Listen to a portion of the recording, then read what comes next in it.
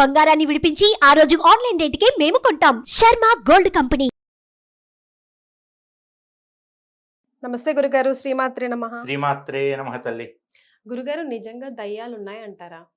Negative power ఏదో ఉంది, దిష్టి రకరకాలు అంటూ ఉంటాం కదా, కొంతమందికి మాత్రమే కనిపిస్తుంది అంటారు, బట్ ఉంటదంటారా? దేవుడు ఉన్నాడంటారా? దేవుడైతే ఉన్నాడండి. మరి దేవుడు ఉన్నప్పుడు దెయ్యాలు ఎందుకు ఉండవు? అంటే కనిపించవు కదా.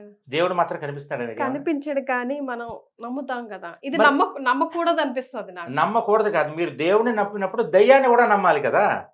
ఇప్పుడు కంటికి కనపడినా కనపడకపోయినా సరే దేవుణ్ణి మీరు విశ్వసిస్తున్నప్పుడు దయ్యాల్ని విశ్వసించాలి. అంటే ఇది ప్రేమ కదా గురుగారు. దేవు అంటే దయ్యాలంటే భయం కదా. దయ్యాలు లేవు. ఎందుకు ప్రేమ? ఎందుకు ప్రేమ కాదు? అది ఏమన్నా వైరవా? దయ్యాలతో మనకి ఏమైనా గొడవ అయిందా? అదేం లేదమ్మా. యథార్థానికి దయ్యం అనేటటువంటిది అంటే ఒక నెగిటివ్ ఎనర్జీ అని అర్థం అనమాట. దయ్యం అంటే భగవంతుడు అనేటటువంటి అయినా ఒక పాజిటివ్ ఎనర్జీ. కరెక్ట్. భగవంతుడి దగ్గర ఎక్కువ పాజిటివ్ ఎనర్జీ అనేటటువంటిది ఉంటుందన్నమాట. ఈ దయ్యాల దగ్గర భూత ప్రాత పిశాచాలు అని ఉంటాయి, వీటి దగ్గర నెగిటివ్ ఎనర్జీ ఉంటుంది. యథార్థానికి మనం పురాణాల దగ్గర నుంచి చెప్పుకోవాలంటే మన పురాణాల్లోనే ఉన్నాయి, ఇవన్నీ మనం చెప్పక్కర్లేదు. కశ్యప ప్రజాపతి అని ప్రజాపతులు అని బ్రహ్మదేవుడు కొంతమంది బ్రహ్మదేవుడి నుంచి ఉద్భవించారు. వాళ్ళందరూ సృష్టి కార్యంలో సృష్టి చేయడంలో బ్రహ్మదేవుడికి సహకారం చేస్తారు ప్రజాపతులందరూ. అందులో మొట్టమొదటి ప్రజాపతి పేరు కశ్యప ప్రజాపతి.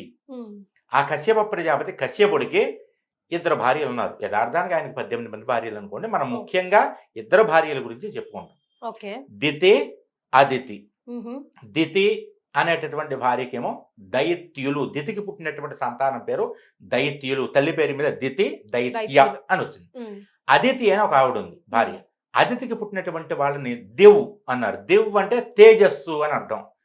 దివ్ అంటే తేజస్సుతో ఉన్నటువంటి వాళ్ళు గారు దేవతలు. దివ్యమైనటువంటి వారు దేవతలు. దివ్ అనే శబ్దం నుంచి దేవతలు వచ్చారు. అదితి అంటే ఆవిడకి ఆ దితి. దితి అంటే డబల్ అని అర్థం. దితి గారికి ఎప్పుడూ కూడా మనసులో డబల్ ఉంటుంది. ఇది నాది, అది వాళ్ళది, ఇది నాది అని డబల్ భావన. అదితికి అది ఉండదు. ఆ దితి డబల్ లేనటువంటిది అని. ఆవిడకి ఎప్పుడు అందరూ మన వాళ్ళే, అంతా మన పిల్లలే, అంతా మన కుటుంబం అనుకుంటుంది. ఈ విధంగా అదితికి పుట్టినటువంటి వాళ్ళేమో దేవతలయ్యారు, దితికి పుట్టినటువంటి వాళ్ళేమో రాక్షసులు అయిపోయారు. ఇంకా మిగిలినటువంటి భార్యలు ఉన్నారు కదా కశ్యప ప్రజాపతికి, వాళ్ళకేమో పక్షులు, ఈ లోకల్లో ఉండేటువంటి సకల చరాచర జీవరాశులు కూడా వాళ్ళ భార్యల నుంచే పుట్టాయి. ఈ సృష్టి మొత్తం అక్కడి నుంచే మొదలైందనమాట. కాబట్టి సృష్టికి మూలం ఎవరయ్యా అంటే బ్రహ్మదేవుడు అనుకున్నాం. బ్రహ్మదేవుడు కదమ్మా కశ్యప ప్రజాపతి యొక్క సంతానం మొత్తం ప్రపంచం అంతా. ఆ కశ్యప ప్రజాపతి బ్రహ్మదేవుడి నుంచి ఉద్భవించాడు కాబట్టి బ్రహ్మదేవుడు మూలమయ్యాడు. అసలు బ్రహ్మదేవుడే విశేషం మనకి. ఎందుకంటే ఆయన ఆవలించి చిటిక వేస్తే చిటిక నుంచి జాంబవంతుడు పుట్టాడు. ఆ చిటిక శబ్దంలోంచి ఆయన ఇక్కడ గోక్కుండా ఆ గోక్కున్న చోట నుంచి కొంతమంది పుట్టారు. అలాగా ఆయన ముక్కు ఇలా నలుచుకుంటే ముక్కులోంచి కొంతమంది పుట్టారు. బ్రహ్మదేవుడి యొక్క సృష్టి అలా ఉంటుందన్నమాట. ఈ విధంగా దేవతలు రాక్షసులు ఉన్నారు కదా. ఈ రాక్షసుల్లో మనం రాక్షసులని ఒకే ఒక మాట మాట్లాడతాం కానీ రాక్షసుల్లో అనేకమైనటువంటి జాతులు ఉన్నాయి. పిశాచ జాతులు వేరు, రాక్షసులు వేరు, బ్రహ్మ రాక్షసులు వేరు, భూతాలు వేరు, ప్రేతాలు వేరు, బద్ధులు వేరు. భూత ప్రేత పిశాచ బద్ధ బ్రహ్మ రాక్షస యక్ష యమదూత శాకిని ఢాకిని అని చెప్పి శ్లోకం చెప్తారు కదా. ఈ యమదూతలు కూడా ఈ రాక్షసుల్లో ఒక భాగమే వెళ్ళి ఉద్యోగం చేయడం మొదలెట్టారు. కొంతమంది రాక్షసుల్లో మంచోళ్ళు ఉన్నారు, దేవతల్లో దుర్మార్గులు ఉన్నారు. ఎక్కడ చూసినా పూర్తి పాజిటివ్ ఎనర్జీ లేదు, పూర్తి నెగిటివ్ ఎనర్జీ లేదు. దేవతల్లోనూ దుర్మార్గులు ఉన్నారు, రాక్షసుల్లోనూ మంచివాళ్ళు ఉన్నారు. అలాగే దేవతలు మనం మామూలుగా 33 కోట్ల మంది దేవతలు అంటాం కదమ్మా. అంటే 33 కోట్ల మంది 33 crores అని కాదమ్మా అర్థం. 33 వర్గాలకి చెందినటువంటి దేవతలు ఉంటారు. 33 మనం ఉన్నదే 130 కోట్ల మందికి 33 కోట్ల మంది దేవతలు ఎందుకు అంటారు కదా. కానీ యథార్థానికి 33 కోటి అనే సంఖ్య. కోటి అంటే రకము, వర్గము. ఇప్పుడు మామిడి పళ్ళలో ఎన్ని రకాలు ఉన్నాయి? రకరకాలు ఉన్నాయి. బంగినపల్లి, నూజివీడు, పెద్ద రస, అలాగా వర్గాలు అనమాట. అలా 33 వర్గాలకు చెందినటువంటి దేవతలు. ఈ దేవతలు కూడా పర్మనెంట్ బ్యాచ్ ఎవరు ఉంటారమ్మా స్వర్గంలో. ఎవరైతే 100 అశ్వమేధ యాగాలు చేస్తారో వాళ్ళు ఏ లోకంలో ఉన్నా సరే అక్కడి నుంచి బయలుదేరే వాళ్ళు ఇంద్ర పదవిలోకి వెళ్ళిపోతారు డైరెక్ట్ గా. అంతకు ముందు ఆ సీట్లో ఉన్నటువంటి ఇంద్రుడు భూమిలో పడిపోతాడు, వచ్చి పక్కకు వచ్చేస్తాడు. అందుకు ఇంద్రుడి పని ఏంటి అంటే ఎవడు యాగాలు చేస్తున్నాడు అశ్వమేధ యాగాలని కాపలా కాసుకోవడం. 98 దాకా చేయనిస్తాడు. 99 100 దగ్గరికి వచ్చి 99 దగ్గరికి వచ్చేటప్పటికే దాన్ని పాడు చేయడం, లేకపోతే అశ్వాన్ని ఎత్తుకుపోవడం, వాడేమో చేసే యాగకర్త తప్పు చేసేలా చేయడం లాంటి పనులు చేయించి ఆ యాగాన్ని పాడు చేసేస్తూ ఉంటారు. కానీ ఆ యాగానికి అంత పవర్ ఉంది. ఉందమ్మా. ఎందుకంటే కలియుగంలో అశ్వమేధ యాగం లేదు, కానీ పూర్వకాల అశ్వమేధ యాగం అంటే దాన్ని మించినటువంటి యాగమే లేదు కదా. కాబట్టి అలాగా దేవతలు మనకు బాగా పుణ్యం చేసిన వాళ్ళు ఈ 33 వర్గాల్లోకి వెళ్ళి పైకి వెళ్తారు. వెళ్ళి సుఖాలు అనుభవించి భోగాలన్నీ అనుభవించిన తర్వాత పుణ్యం అంతా ఖర్చు అయిపోతుందిగా, మరి కూర్చుని తింటే కొండలన్నా కరుగుతాయి కదా. అలాగా వీళ్ళకి పుణ్యం అంతా ఖర్చు పెట్టేసుకున్న తర్వాత మళ్ళీ వచ్చి క్షీణే పుణ్యే మర్త్యలోకం విశంతి. పుణ్యం ఖర్చు అయిపోయిందంటే వచ్చి భూమి మీద పడిపోతారు వచ్చి దేవతలు. వాళ్ళకి కూడా సర్కిల్ ఉంటుందా? ఉంటుందమ్మా, ఉంటుంది. దేవతలు వచ్చి పడిపోతారు. అప్పటి వరకు ఉన్నటువంటి జనాల్లో ఎవడైతే బాగా పుణ్యాత్మ ఉన్నాడో వాడు బయలుదేరి ఈ పడిపోయిన వాడి పోస్టులోకి వెళ్ళి కూర్చుంటాడు వెళ్ళి. అన్ని దేవతలలో పరమేశ్వరుడు విష్ణుమూర్తి తప్ప మిగిలినటువంటి దేవతలందరూ ప్లేస్లు మారుతూనే ఉంటారు. మగ దేవతలందరూ. ఉదాహరణకు బ్రహ్మదేవుడే ఉన్నాడు. బ్రహ్మదేవుడు కూడా పర్మనెంట్ జాబ్ కాదమ్మా అది. ఇప్పటికి 8 మంది బ్రహ్మలు మారారు. ఇప్పుడు నడుస్తున్నటువంటి బ్రహ్మదేవుడు 8వ వ్యక్తి. రాబోయేటటువంటి భవిష్యత్తులో కలిగేటటువంటి వచ్చేటటువంటి బ్రహ్మ ఎవరయ్యంటే హనుమంతుడు. అందుగురించే భవిష్యత్ చతురాననాయ నమః అనే ఒక నామం ఉంటుంది ఆంజనేయ స్వామికి. అంటే రాబోయేటటువంటి రోజుల్లో హిమాలయాల్లో తపస్సు చేసుకుంటూ ఉన్నటువంటి ఆంజనేయుడు లేచి వెళ్ళి బ్రహ్మదేవుడి యొక్క సీట్లో కూర్చుంటాడు. అంతకుముందు ఉన్నటువంటి బ్రహ్మదేవుడు వచ్చి ఇంకో లోకంలో పడిపోతాడు. వాడి పుణ్యం ప్రకారం, వాడుకున్న మోక్షం ప్రకారం వాడికి ఏ జన్మ రావాలనేటటువంటిదే ఆ జన్మకి వెళ్ళిపోతారనమాట. అందుగురించి ఎప్పటికప్పుడు పుణ్యాన్ని పెంచుకుంటూ ఉండాలట.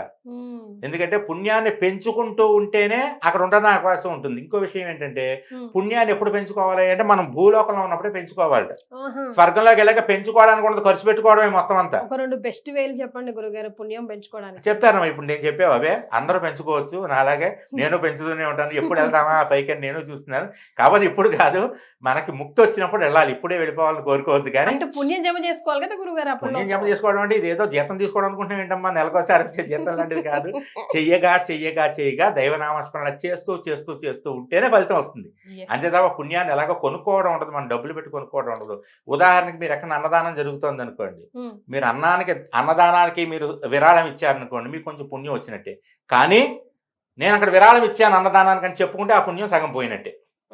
మీరు ఫ్లెక్సీ వేయించుకుని ఏ వినాయక చవితి నవరాత్రుల మంటపం దగ్గర అన్నదాత విగ్రహదాత అని ఫోటో వేయించుకున్నారు అనుకోండి, ఆ ఇచ్చినటువంటి పుణ్యంలో సగం పోయినట్టే. మీకు ఎప్పుడు దానం గుప్తంగా చేయాలి. ఈ చేతితో చేసే దానం ఈ చేతికి తెలియకూడదు. ఏ పక్కన ఎలా చేసినా తెలియకుండా చేయాలి. అలానే ఉన్నదంతా ఊడి చేసుకుని రోడ్డు మీదకి వచ్చేయకూడదు. జాగ్రత్తగా చేయాలి. దానం అంటే అర్హుడికి అవసరమైన వాడికే దానం చేయాలి. అయితే ఈ భూత ప్రాత పిశాచాలు ఏవైతే ఉన్నాయో ఇవన్నీ కూడా ఉన్నాయమ్మా. ఇవన్నీ ఎలా ఉంటాయంటే భూతాలు వేరు, ప్రేతాలు వేరు. ప్రేత అంటే చనిపోయినటువంటి శవాన్ని కూడా ప్రేత రూపంతో పిలుస్తారు, ప్రేత అంటారు.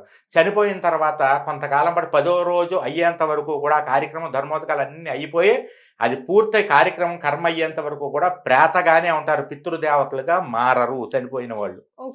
ఆ తర్వాత పితృదేవతలుగా మారతారు. 10 రోజుల తర్వాత పితృదేవతలుగా మారతారు. అలా మారుతారు కాబట్టే వాళ్ళని ప్రేత అంటారు. ఈ విధంగా నెగిటివ్ ఎనర్జీ ఎవరైతే ఉన్నారో ఆ నెగిటివ్ ఎనర్జీ ఉన్నటువంటి వ్యక్తుల్నే ఆ నెగిటివ్ ఎనర్జీ ఉన్నటువంటి దాన్నే మనం భూతం, ప్రేతం, పిశాచం అని పిలుచుకుంటూ ఉంటాం. వీటి పని ఏంటంటే ఎవరో ఒకరిని పీడిస్తూ ఉండాలి, బాధ పెడుతూ ఉండాలి, తింటూ ఉండాలి, తిరుగుతూ ఉండాలి. వాళ్ళ ప్రొసీజర్ అదే. అలాగని పాపం ఎందుకు గురుగారు అటు ఇటు కాకుండా ఉంటారు? ఎందుకంటే భగవంతుడు మనకి ఒక ఆయుష్ ఇస్తాడమ్మా. ఆ ఆయుష్ వరకు మనం జీవించకుండా మధ్యలోనే సూసైడ్ చేసుకోవడం కానీ, యాక్సిడెంట్లో పోవడం కానీ, ఈ ఆయుష్ ఏదైతే మిగిలిపోతుంది కదా, బ్యాలెన్స్ ఆయుష్ మిగిలిపోయి చనిపోయినటువంటి వాళ్ళు ఉంటారు చూసారా, వాళ్ళందరూ ఆత్మలుగా తిరుగుతారు. కానీ ఆత్మలు కూడా చెడు ఆత్మలని చెప్పకూడదమ్మా. మంచి ఆత్మలు వాటికి ఒక వర్క్ ఉంటుంది, ఒక పూజ ఉంటుంది. ఈ ఆత్మలన్నీ గ్రామ దేవతను అదర్శించి ఉంటాయి. అందుగురించే గ్రామ దేవతకి మొక్కులు కోసేది, ఈ మేకలు కోసేది ఎందుకంటే గ్రామ దేవత తింటుందని కాదు, గ్రామ దేవతని పట్టుకుని ఉండే ఈ ఆత్మలన్నీ కూడా తింటాయన్నమాట. మంచి ఆత్మలు ఉంటాయి. అలాగే ఈ కొన్ని పిచ్చి దయ్యాలు భూతాలు అంటారు సరే, అవి అర్ధరాత్రి పూట పొలిమేర దాటుతూ ఉంటాయి ఊళ్ళోకి వచ్చి ఇబ్బంది పెట్టాలని. అందుకనే గ్రామ దేవతలు అర్ధరాత్రి పూట పొలిమేర చుట్టూ కాపలా కాస్తూ ఉంటారు అన్నమాట. అందుకని దెయ్యాలు ఉన్నాయి, దేవుడు ఉన్నాడని మీరు నమ్మితే దయ్యం ఉందని నమ్మి తీరవలసిందే, ఎస్. అంతే. గురుగారు చివరిగా ఒక క్వశ్చన్, అంటే కొంతమందికి ఇలా దయ్యం పట్టింది అలా చెప్తూ ఉంటారు కదా, ప్రత్యేకంగా వాళ్ళని పీడించడానికి గల కారణాలు, అంటే ఆ దయ్యానికి వాళ్ళకి సంబంధం లేకపోయినా కూడా ఇప్పుడు గాంగపూర్ లాంటి ప్లేసెస్ చూస్తుంటే ఎంత బాధేస్తుందో గురుగారు అసలు. అవునమ్మా, అదేం లేదమ్మా, దెయ్యానికి మనకి ఒక ఫ్రెండ్షిప్ అవసరం లేదు. దెయ్యం ఎప్పుడైనా సరే ఈ నెగిటివ్ ఎనర్జీ అనేటటువంటిది, ఇప్పుడు మన ఇల్లు తలుపు ఉందనుకోండి, తలుపు గడియ పెట్టుకుంటే ఎవరు రాగలరు, మన ఇంట్లోకి ఎవరు రాలేరు, తలుపు తీసిస్తేనే ఎవరన్నా వచ్చేస్తారు. అలాగే మనోదౌర్బల్యం అంటారు, అంటే మనసు లేని వాళ్ళు ఉంటారు కొంతమంది, సైకలాజికల్ గా చాలా దెబ్బతిన్నటువంటి వాళ్ళు ఉంటారు చూసారా, ఈజీగా ప్రతిదానికి భయపడిపోయే వాళ్ళు, టెన్షన్ పడేవాళ్ళు, అలాంటి వాళ్ళు ఎవరైతే ఉన్నారో వాళ్ళని పట్టి పీడిస్తూ ఉంటారు వాళ్ళు. ఇప్పుడు నా దగ్గరికి రమ్మనండి, నన్ను పీడించమనండి, నా దగ్గర రాదు, ఎందుకంటే నేను మానసికంగా దృఢంగా ఉన్నాను. అందుగురించి అందరూ మానసికంగా దృఢంగా ఉంటే ఏ శక్తి మిమ్మల్ని ఏం చేయలేదు. ఇప్పుడు చేతబడి ఇవి అంటూ ఉంటారు చూసారు, చిల్లంగి అని, ఇవి కూడా చేస్తే మనం కరెక్ట్గా ఇవి నేను నమ్మను, నాకు దైవబలం ఉందని దైవబలాన్ని గట్టిగా పట్టుకున్న వాడిని ఏ చేతబడి ఏమి చేయలేదు. అమ్మ బాబాయ్ నాకు ఎవరన్నా ఏదైనా చేశారేమో అనుకుంటే వాడు చెయ్యకపోయినా ఎవరో ఇంటి ముందు ముగ్గేసుకుని వామో ముగ్గులో ఏదో చేస్తున్నారా అని వీడు భయపడిపోయి మంచం పట్టేస్తాడు అనమాట. అందుకని ఎవడో రోడ్డు మీద వెళ్తూ సంచిలోంచి నిమ్మకాయ జారి మన ఇంటి ముందు పడితే, సైకిల్ మీద వెళ్ళేవాడి దగ్గర నుంచి నా ఇంటి ముందు ఎవడో మంత్రి నిమ్మకాయ వేసి నాకేదో అయిపోతుందని ఒకటి చచ్చిపోయాట బెంగెట్టుకుని.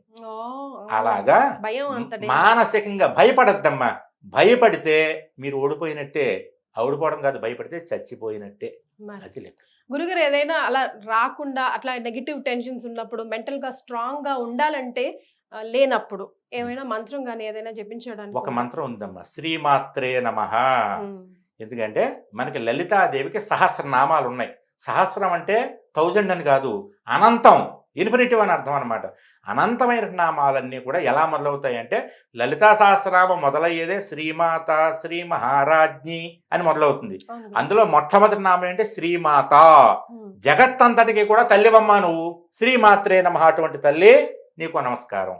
గట్టిగా ప్రశాంతంగా ఏ కష్టం వచ్చినా, ఏ భయం వచ్చినా, ఏ బాధ వచ్చినా, ఏ నీరసం వచ్చినా, ఏ రోగం వచ్చినా కళ్ళు మూసుకుని శ్రీమాత్రే నమః, అమ్మా నువ్వు ఉన్నావు నా పక్కన, నాకెందుకు భయం అని శ్రీమాత్రేను గుండెల నిండా గాలి పీల్చుకుని అమ్మవారి నామాన్ని స్మరించండి. మన చిన్నప్పుడు చెప్పేవారు మనకి, ఆంజనేయ స్వామి తలుచుకోరా భయం వేస్తే అని చెప్పేసి అని. వెంటనే గుండెల నిండా గాలి పీల్చుకుని జై హనుమాన్ అని పరిగెత్తుకుంటూ వెళ్ళిపోయేవాళ్ళం. ఇంక భయం ఉండేది కాదు. చీకటంటే భయం ఉన్నప్పుడు హనుమంతుని తలుచుకోమనేవారు. మన పెద్దలు చిన్నప్పటి నుంచే మనకు ఒక పద్ధతి నేర్పారు, మనలో ధైర్యాన్ని నింపారు, భయాన్ని పోగొట్టారు. మనం ఏం చేస్తున్నాం ఇప్పుడు, అవన్నీ పిల్లలకు నేర్పడం మానేసి సెల్ ఫోన్ చేతిలో ఇస్తే ఆ సెల్ ఫోన్లో మునిగిపోయి, ఆ సెల్ ఫోన్ ఇవ్వకపోతే ఇంట్లో సామాన్లు పగలగొట్టేసే స్థితికి వచ్చారు పిల్లలు.